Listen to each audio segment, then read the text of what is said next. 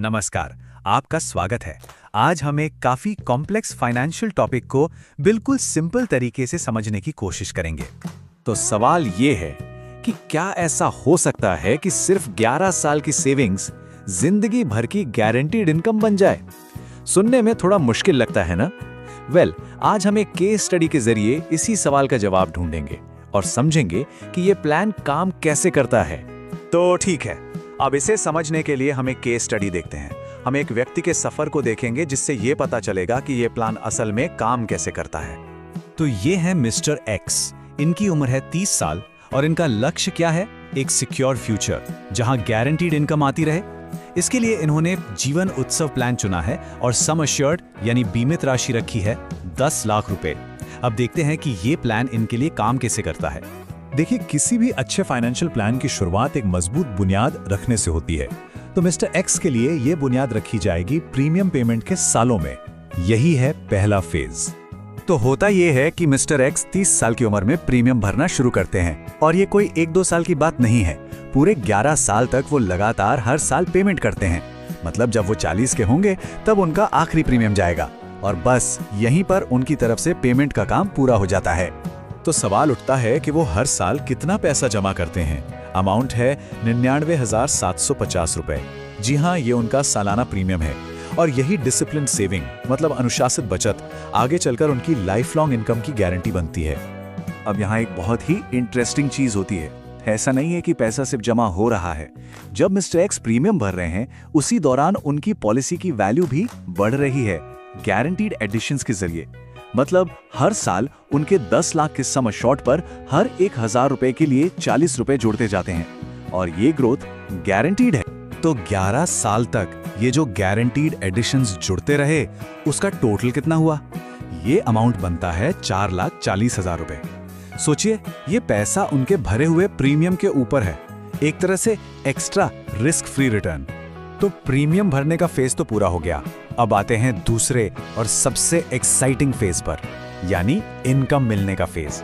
देखते हैं कि इस प्लान का जो मेन वादा है वो अब कैसे पूरा होता है। अच्छा, 40 की उम्र में आखिरी प्रीमियम भरने के ठीक बाद इनकम शुरू नहीं होती।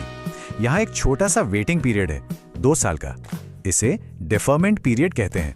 बस ये समझ लीजिए कि ये फंड को मैच्योर होने का टाइम देने जैसा है ताकि पे आउट शुरू हो सके। और फिर वो समय आता है जिसका इंतजार था, पे आउट्स का दौर।